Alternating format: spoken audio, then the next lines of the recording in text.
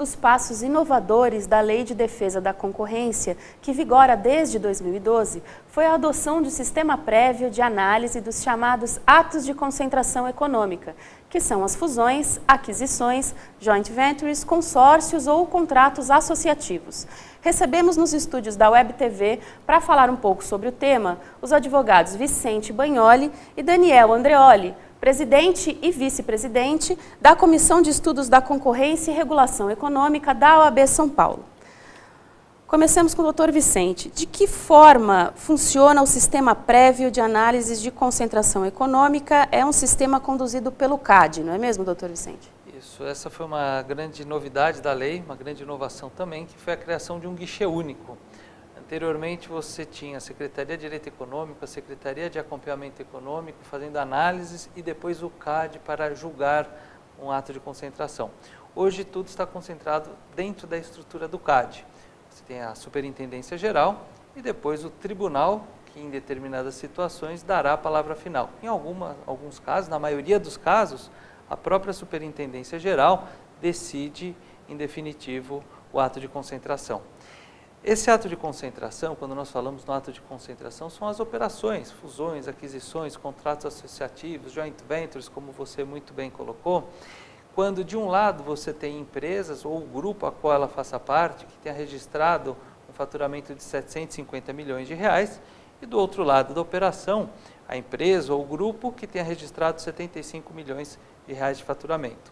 Essas operações devem ser submetidas previamente para o CAD, antes de serem consumadas, para que o CAD faça análise e dirá se essa operação poderá ou não ser efetivada.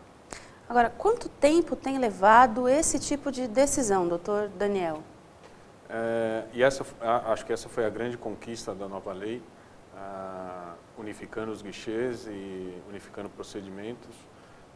O prazo se reduziu para uma média de 30 dias, que é um prazo correspondente ao prazo de análise da maioria das jurisdições, das principais jurisdições mundiais. É um prazo satisfatório? É um prazo bastante satisfatório, em muitos casos até nós saímos da posição de uma das últimas jurisdições a aprovar uma transação para uma das primeiras, né? Então foi uma conquista muito grande do CAD na análise preventiva das transações. A gente consegue fazer um comparativo da média antes da lei? Quanto tempo levava, doutor? Antes da lei, até pela necessidade de passar por esses 3 guichês, tinham vários casos que passavam de anos, né? O que a única coisa era que na lei anterior o controle não era prévio, mas em algumas situações em que o CAD via a necessidade de uma análise mais aprofundada e antecipava alguns efeitos negativos que poderiam derivar das operações, o próprio CAD celebrava acordos de preservação da reversibilidade da operação e logicamente, esse prazo de 1 ano não ou mais não era producente para a atividade empresarial brasileira.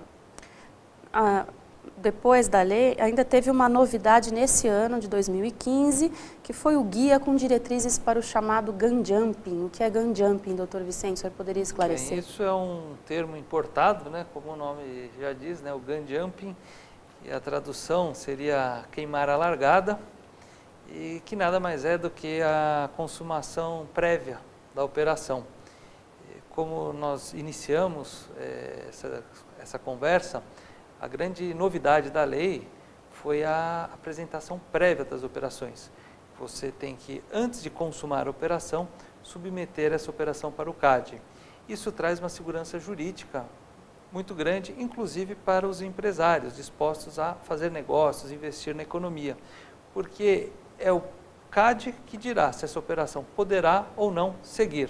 Então, antes de consumar essa operação, antes de que ela de fato se efetive, você, uma vez preenchidos os critérios legais de submissão, você deve submeter essa operação ao CAD e num prazo, como o Dr. Daniel colocou, que muitas vezes é de 30 dias apenas, às vezes menos, até 15 dias, o CAD dirá se essa operação pode ou não seguir.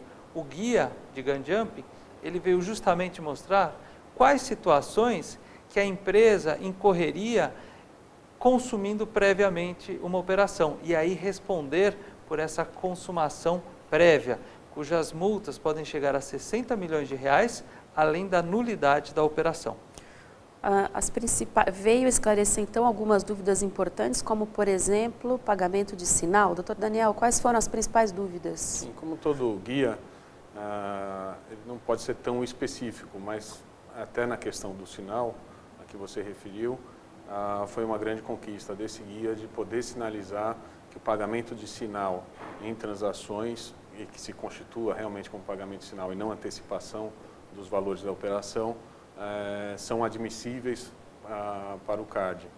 Então, isso agregado a outras sinalizações que o guia traz, tentou trazer um pouco mais de segurança e direcionamento sobre a interpretação do CAD, sobre eventos que seriam considerados como de gun jumping, e aí sujeito às penalidades que o professor Vicente apontou, ou não, né? E alguns tipos de práticas, como por exemplo criação de clean teams, que nada mais é do que criação de times especiais que não se relacionam com as atividades fim da empresa, para que seja feita a análise dos documentos sensíveis da empresa a ser adquirida, sem que isso contamine a sua atividade, caso e se a transação não ocorra. Então, a troca de informações estratégicas, isso. Esse ponto que o senhor está ressaltando. Isolaria num comitê, que seria esse comitê de Clean Team, para que, na eventualidade da não concretização da operação, a empresa que iria adquirir não pode se valer das informações do seu concorrente, que continuará a concorrer, dada o insucesso da transação. Tá certo, muito obrigada pelos esclarecimentos. Os próximos vídeos da série especial sobre Lei de Defesa da Concorrência irão abordar cartel como infração concorrencial, posição dominante de empresas no mercado e ressarcimento por danos causados por infrações concorrenciais. Até a próxima!